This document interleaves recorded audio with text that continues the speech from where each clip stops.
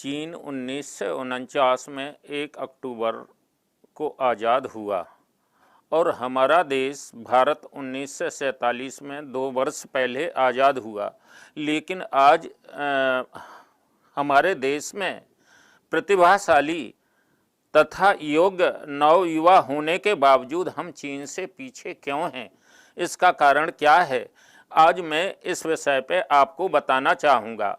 सबसे पहले मैं चीन की कुंडली का विश्लेषण कर रहा हूँ। चीन की कुंडली मकर लगन की है। लगन में चर राशि में चंद्रमा बैठा है।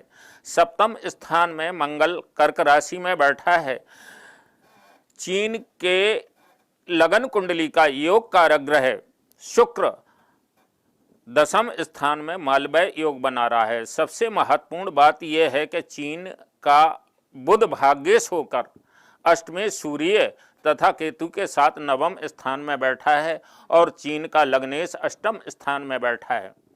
तो आज मैं आपको बताना चाहूँगा कि चीन एक ऐसा गुप्त रहस्यमय देश है कि चीन का रहस्य, वहाँ की राष्ट्रीय एकता अखंडता इतनी मजबूत है कि कोई उसका गुप्त रहस्य बाहर नहीं निकल सकता है। और आपको मालूम होगा कि कोरोना में उसने मतलब जो है अपने देश के कितने लोगों को ऊपर पहुंचा दिया, निपटा दिया। और आज जो चीन विश्व में जनसंख्या की दृष्टि से सबसे बड़ा देश था, आज मतलब जो है भारत के बाद उसका स्थान आने लगा। तो मैं सबसे पहले चीन की कुंडली का विश्लेषण। चीन की कुंडली का योग कारक ग्रह शुक्र है। शुक्र 10वें स्थान में मालवय योग बना रहा है। जिस कुंडली का भाग्य स्वयं भाग्य स्थान में बैठा हो, तो ऐसी स्थिति में उस देश की उन्नति होगी ही। सबसे महत्वपूर्ण है भाग्येश का भाग्य स्थान में बैठ जाना, और भाग्येश के साथ केतु बैठ के भाग्य का बल बढ़ा रहा है। अब मैं सबसे महत्वपूर्ण आपको ये बतलाना चाहता हूँ कि किसी भी राष्ट्र को विकसित होने के लिए उसकी एजुकेशन की स्थिति देखी जाती है। बिना एजुकेशन के कोई राष्ट्र विकसित हो ही नहीं सकता है। तो आज मतलब जो है एजुकेशन की दृष्टि से जो तकनीकी शिक्षा है वो चीन, और टेक्निकल तथा वैज्ञानिक और औद्योगिक शिक्षण पद्धति है वो चीन की इतनी मजबूत है। इस कारण आज मतलब जो है चीन हमसे आगे है। मैं सिर्फ मतलब जो है क्यों आगे है, सिर्फ ज्योतिष के आधार पर, ग्रहों के आधार पर बताऊंगा। चीन का 7वें स्थान का स्वामी चंद्रमा लगन में बैठा है और मंगल मतलब जो है 7वें स्थान में बैठा है। 7वें स्थान से किसी राष्ट्र की महिलाओं का अवलोकन किया जाता है। सबसे महत्वपूर्ण चीन का विकसित होने के लिए वहाँ की महिलाओं का भी श्रम वाला योगदान है। बिल्कुल बिल्कुल। और अब मैं ये सवाल भी पूछना चाहूंगी ज्योतिषाचार्य जी कि क्या चीन की शिक्षा प्रणाली तकनीकी कौशल पर ज्यादा जोर देती है? क्या चीन का ध्यान वैश्विक बाजारों के लिए उत्पादन करने पर रहा है जिससे उसे भारी विदेशी मुद्रा मिली? देखिए, चीन सबसे पहले चीन के जो कुशल वैज्ञानिक हैं वो मतलब जो है उसने अमेरिका भेज के बड़े गुप्त तरीके से सारे संसार के विकसित देशों की ऊर्जा, सारे विकसित देशों का उद्योग, सारे विकसित देशों की टेक्निकल स्थिति को कैसे समझना है, कैसे चुराना है, इससे बेहतर तरीके से चीन नहीं जानता है। क्योंकि जिस राष्ट्र की कुंडली में 9वें स्थान में केतु बैठा हो, 9वें केतु बिना सर का ग्रह है, केवल धड़ है, ये गुप्त तरीके से कैसे मतलब जो है एक दिन चीन आज मतलब जो है पूरे विश्व को आश्चर्यचकित कर रहा है। आज जो चीन की जीडीपी है वो विश्व में दूसरे स्थान पर है। दूसरा जी पंडित जी, एक और यहाँ सवाल ये उठ जाता है कि आज भारत के बहुत सारे मेधावी युवा हैं जो पढ़ाई और करियर के लिए अमेरिका जा रहे हैं। क्या ज्योतिष के हिसाब से ये ट्रेंड आगे भी इसी तरह बढ़ता रहेगा? देखिए, अभी मैं चीन पे ही थोड़ा रहता हूँ 2 मिनट के लिए। देखिए क्या है, सबसे महत्वपूर्ण है राष्ट्रीय एकता अखंडता किसी राष्ट्र को विकसित होने के लिए। दूसरा मतलब यह है चीन धर्म को ही राष्ट्र मानता है। चीन में की ये विशेषता है कि वहाँ अगर मतलब यह धर्म राष्ट्र के लिए हानिकारक है तो वो धर्म को उठा के फेंक देने वाला देश है।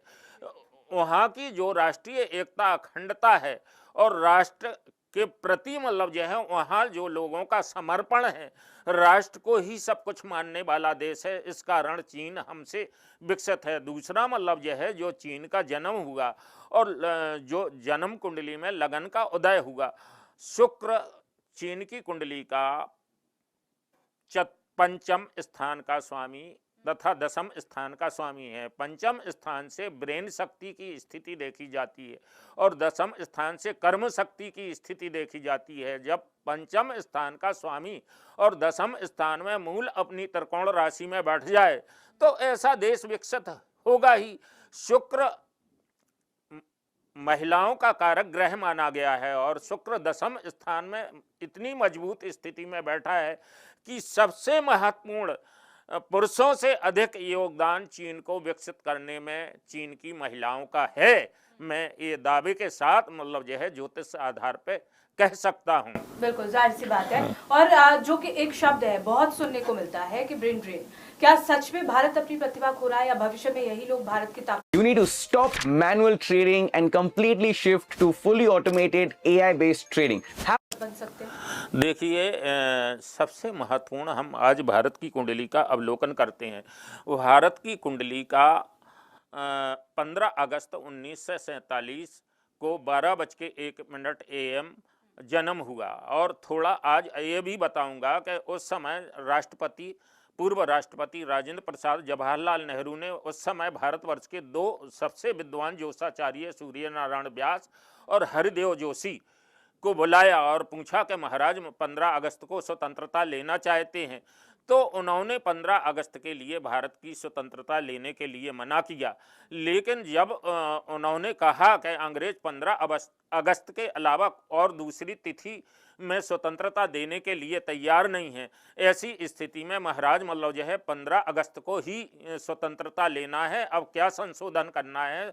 तो हमारे देश के विद्वान ज्योतिषाचार्यों ने ज्योतिष का राष्ट्र के लिए क्या योगदान है आज मैं आपको ये भी बता रहा हूँ।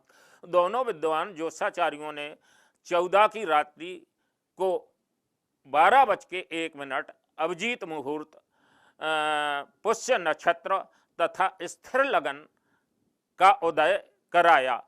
आज तक मुझे ये समझ में भी नहीं आया कि अंग्रेजों को क्यों ये तिथि पसंद थी और क्यों इस तिथि, वो तिथि भारतवर्ष की कुंडली के लिए अच्छी नहीं थी, क्योंकि भारतवर्ष का जो जन्म हुआ है उसमें विष योग और सूर्य शनि का योग है। सूर्य राज्य कृपा का कारक ग्रह है तथा चंद्रमा भी राशि ग्रह है, लेकिन दोनों सूर्य और चंद्रमा शनि से पीड़ित तृतीय स्थान में हैं। जब शनि और सूर्य दोनों बढ़ जाते हैं, शनि जनता, लेबर, मजदूर, श्रमिक का कारक ग्रह है, तो क्या है, और धर्म स्थान को सूर्य शनि और चंद्रमा देख रहे हैं। अब हमारे देश में मतलब जो है मैं अभी आपको बताऊंगा कि गुरु महाराज की क्या स्थिति है। गुरु ज्ञान और धर्म के कारक ग्रह हैं और भारतवर्ष की कुंडली में गुरु महाराज क्या भूमिका अदा करेंगे।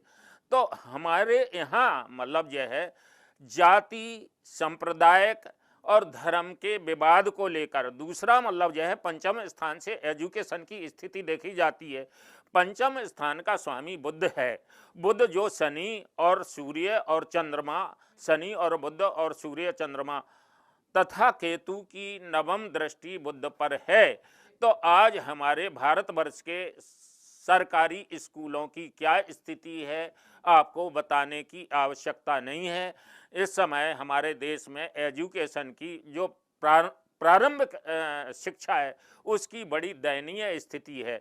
और आज मतलब यह है क्या है कि हमारे देश में प्राइवेट मतलब जो है दुकानें एजुकेशन की इतनी ज़्यादा प्रारंभ हो गई हैं, जो साधारण परिवार के बच्चे हैं उनको एजुकेशन आज की तारीख में मिल ही नहीं पा रही है। जब एजुकेशन और शिक्षा में हम पीछे रहेंगे तो चीन के समकक्ष कैसे खड़े हो पाएंगे, विडंबना हमारी ये है। बिल्कुल पंडित जी, आप ग्रहों के बारे में बात कर रहे थे अभी, तो क्या ग्रहों की स्थिति ये संकेत देती है कि आने वाले सालों में देश के जो भारतीय युवा हैं वो वापस भारत लौट सकते हैं? देखिए क्या है, भारतवर्ष के जो IIT IIM से मतलब जो है टैलेंट प्रतिभाशाली और युवा बच्चे हैं, वो भारत से तो मतलब जो है IIT से बीटेक किया, IIM से MBA किया, लेकिन भारत नहीं ठहरते हैं। एक तो समस्या इस बात की है कि भारत सरकार या भारत की ये स्थिति नहीं है कि उनका समायोजन कैसे किया जाए। वो मतलब जो है अपने विकसित होने के लिए सब जो प्रतिभाशाली बच्चे हैं वो भारत छोड़ के विदेश चले जाते हैं। ये हमारे देश की दुर्गति है। बिल्कुल।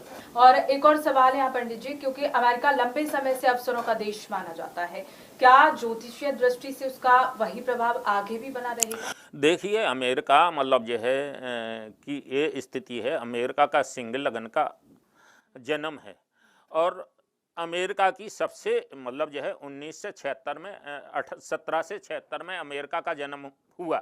अमेरिका मतलब जो है न गुलाम रहा न टूटा। तो क्या है कि अमेरिका का सिंह लगन का योग कारक ग्रह मंगल है। मंगल, सूर्य, शुक्र और गुरु एकादश स्थान में बैठे हैं। ज्योतिष के आधार पर मैं आपको ये भी बताना चाहता हूं कि रावण ने अपने पुत्र मेघनाद के जन्म के समय समस्त ग्रहों से कहा था कि एकादश स्थान में बैठ जाओ। तो एकादश स्थान इच्छा पूर्ति का स्थान है और एकादश स्थान में योग कारक ग्रह मंगल बैठा हो, एक योग कारक ग्रह गुरु बैठा हो तथा मतलब यह है लग्नेश सूर्य बैठा हो, धनेश लाभेश बुध बैठा हो, तो आज विश्व का सबसे विकसित देश है। लेकिन कारण क्या है कि इस समय अमेरिका की दयनीय स्थिति क्यों है, ये भी आपको बताना चाहता हूँ। जो अभी चंद्र ग्रहण और सूर्य ग्रहण पड़े, 3 मार्च को चंद्र ग्रहण था, वो अमेरिका की जन्म राशि पर पड़ा और इसके पहले जो सूर्य ग्रहण था वो भी अमेरिका के लग्न पर पड़ा। तो आज दूसरा आपको ये भी ज्योतिष के आधार पर समन्वय करके बताना चाहता हूँ। ट्रेडिंग में कुछ नया ट्राई करना है, क्यों ना ग्रो पर कमोडिटी ट्रेडिंग ट्राई करें। यहाँ कमोडिटी ट्रेडिंग से रिलेटेड सारे डिटेल्स मिल जाते हैं, जैसे कि top traded commodities, advanced option. कि अमेरिका के जो राष्ट्रपति हैं ट्रंप साहब, उनकी कुंडली भी सिंह लगन की है और उनका जन्म भी राहु केतु के ग्रहण में हुआ है। उनका भी चंद्रमा राहु केतु से ग्रसित है। तो संयोग देखिए कि इस चंद्र ग्रहण और सूर्य ग्रहण के बाद उन्होंने अमेरिका की प्रतिष्ठा धूमिल कर दी है और उन्होंने बिना विचारे मतलब जो है ये युद्ध थोप दिया है। इस युद्ध के परिणाम अमेरिका को गंभीर भुगतना पड़ेंगे और पूरे विश्व में अमेरिका की थू और जगहसाई होगी। अमेरिका की दादागिरी समाप्त मतलब जो है हो जाएगी। अमेरिका की कुंडली के ग्रहों के अनुसार बता रहा हूँ, सूर्य और चंद्र ग्रहण जब एक मास में 2 ग्रहण पड़ जाएं तो इसका आम जनता की अपेक्षा राष्ट्र अध्यक्ष और राष्ट्र पर ज़्यादा प्रभाव पड़ता है। तो इसका सबसे बड़ा प्रभाव मतलब जो है अमेरिका पे पड़ा है और अमेरिका की बहुत ही दयनीय स्थिति पूरे विश्व में हो जाएगी। बिल्कुल पंडित जी, क्योंकि हाल के सालों में आपने भी देखा, हमने भी देखा, अमेरिका की नीति जो है वो नीतियों में और माहौल में बदलाव साफ तौर पर दिखाई दिया। क्या इसका असर वहां रहने वाले भारतीयों के भविष्य पर पड़ सकता है? देखिए अमेरिका सिर्फ मतलब जो है अपनी ताकत से संसार के सभी देशों को प्रभाव में लेना चाहता है, लेकिन क्या है कि ये जो ट्रंप साहब हैं इनकी जो कुंडली है वो मतलब जो है चंद्रमा मनमस्तक का कारक ग्रह होता है। जब मनमस्तक का कारक ग्रह राहु केतु के अक्ष में आ जाए और चंद्रमा राशि ग्रह है, सूर्य राशि ग्रह है, तो ऐसी स्थिति में जो निर्णय शक्ति है वो इतनी वीक हो जाती है कि आने वाले परिणाम क्या आएंगे इस पर सोच पाले वाला नहीं होता है और सिर्फ ही हरकतें करके मतलब जो है निर्णय ले लेता है। तो ये ट्रंप साहब, मैंने पिछली बार भी कहा था कि ये अपना कार्यकाल पूरा नहीं करेंगे, देश के लोग सड़कों पे इनके आगे खड़े हो जाएंगे और इन्हें मतलब जो है कार्यकाल से पहले अमेरिका का राष्ट्रपति पद छोड़ना पड़ेगा। बिल्कुल ऐसी ही भविष्यवाणी कई हमने देखी भी सुनी भी, लेकिन अगर भारत और अमेरिका दोनों के आने वाले समय को देखें तो किस देश के लिए समय ज्यादा मजबूत दिखाई देता है? देखिए, भारत की जो कुंडली है वो मतलब जो है मंगल की महादशा भारत की कुंडली में राहु की अंतर्दशा चल रही है और भारत का जो हिंदू नववर्ष प्रारंभ हो रहा है 19 मार्च 2026 को, वो भी भारत के लिए और विश्व के लिए और भारत के शक्तिशाली नेताओं के लिए, प्रभावशाली लोगों के लिए, बड़े नेताओं के लिए वो अच्छा समय नहीं है। बड़े नेताओं की मृत्यु और उन्हें बड़ा नुकसान भी होने की संभावनाओं से इनकार नहीं किया जा सकता है। दूसरा मतलब जो है अमेरिका तो सिर्फ मतलब जो है ये ट्रंप के नादानीपन के और ट्रंप के उतावलेपन के कारण मतलब जो है अमेरिका का जो नुकसान होगा, लेकिन अमेरिका मतलब जो है इतना बड़ा विकसित देश है कि वो मतलब जो है 2-4 साल में फिर अपनी स्थिति संभाल लेगा। बिल्कुल पंडित जी, और इसी को लेकर एक और सवाल, क्या आने वाले 10 से 15 साल में भारत के जो युवा हैं उनके लिए ऐसा देश बन सकता है भारत जहां उन्हें बाहर जाने की जरूरत ही ना पड़े, कम पड़े? देखिए, क्या है कि भारतवर्ष की जो राजनीतिक इच्छा शक्ति है वो बहुत कमज़ोर है। जहाँ के राजनीतिक स्थिति मतलब जो है ऐसी हो, कायर और निकम्मे हों और भ्रष्ट हों, वहाँ मतलब जो है कैसे विकसित हो पाएंगे। उन्हें राष्ट्र क्या है कि हम सबसे इसके बाद मतलब जो है भारत की कुंडली में गुरु की महादशा, गुरु की क्या स्थिति रहेगी, अतिचारी गुरु के क्या परिणाम भारत की कुंडली पर पड़ेंगे और विश्व पर पड़ेंगे, इस विषय पर भी चर्चा करूंगा। बिल्कुल, और कई लोग कहते हैं कि भारत की असली ताकत उसकी युवा आबादी है। क्या ग्रह नक्षत्र भी यही संकेत दे रहे हैं कि भारत देखिए, भारत के युवा बहुत टैलेंट हैं, भारत के युवा बहुत परिश्रमी हैं। आपको बता दें, जो नासा का अनुसंधान में है वहाँ भारत का युवा वहाँ का वाइस चेयरमैन है। भारत के जो प्रतिभाशाली युवा हैं वो सब मतलब जो है विकसित देशों में सेट हैं, वो भारत की ओर नहीं देखना चाहते हैं। ये मतलब जो है भारतवर्ष के बुद्धिजीवी और प्रबुद्ध लोगों को सोचने का विषय है कि आज मतलब जो है रोजगार के खातिर और अधिक धन के खातिर भारत के युवाओं को, जो टैलेंट युवाओं को विदेश क्यों भागना पड़ता है, इसके लिए पूरे राष्ट्र को सोचने की आवश्यकता है। बिल्कुल सोचने की आवश्यकता है। और एक और सवाल यहाँ मैं पूछना चाहूंगी कि जो युवा आज विदेश जाने का सपना देख रहे हैं उनके लिए ज्योतिषीय नजरिए से ये सही फैसला है या उन्हें अपने देश में ही मौका तलाशना चाहिए?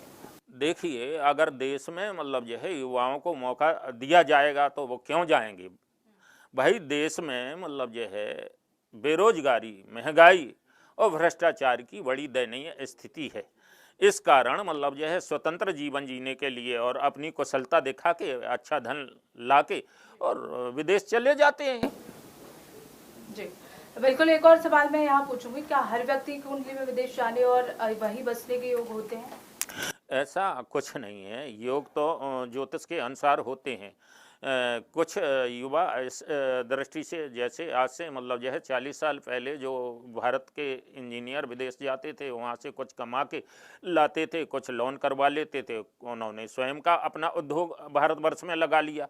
किसी को मतलब जो है विदेश जाके और विदेश रहना इतना अच्छा नहीं लगता है, अपना वतन है, लेकिन उनकी मजबूरी है। जब उनके टैलेंट का मेहनताना उन्हें यहाँ नहीं मिलेगा, उन्हें मतलब जो है टैलेंट के अनुसार सम्मान नहीं मिलेगा तो वो विदेश जाएंगे।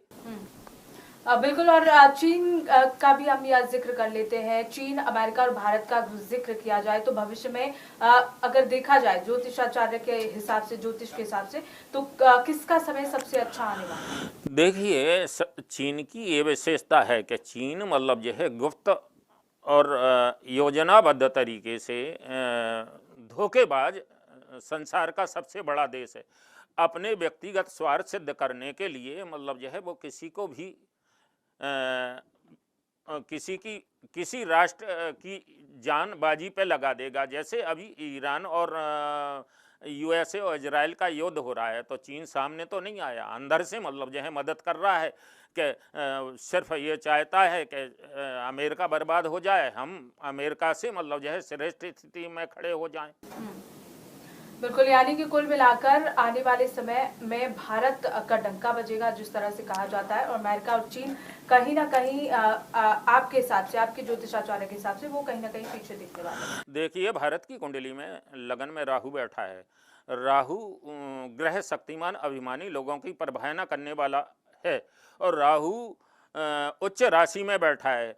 2032 में जब राहु की महादशा मतलब जो है आएगी भारतवर्ष की कुंडली में, तो 2032 के बाद भारत विश्व का सर्वश्रेष्ठ, चाहे तकनीकी क्षेत्र में हो, चाहे व्यवसायिक क्षेत्र में हो, चाहे किसी क्षेत्र में हो, चाहे आर्थिक स्थिति के क्षेत्र में हो, भारत में एक नया परिवर्तन होगा और भारत विश्व का सबसे बड़ा विकसित देश बनेगा। बिल्कुल, यानी कि आपके हिसाब से भारत आने वाले समय में अच्छा प्रदर्शन करेगा, अच्छा समय भारत का आने वाला है। ठीक है, हमारे साथ ज्योतिषाचार्य जुड़े हुए थे, आपका बहुत बहुत शुक्रिया हमारे साथ इस पूरे कार्यक्रम को लेकर चर्चा करने के लिए। हमारे साथ विशेष कार्यक्रम में बस इतना ही।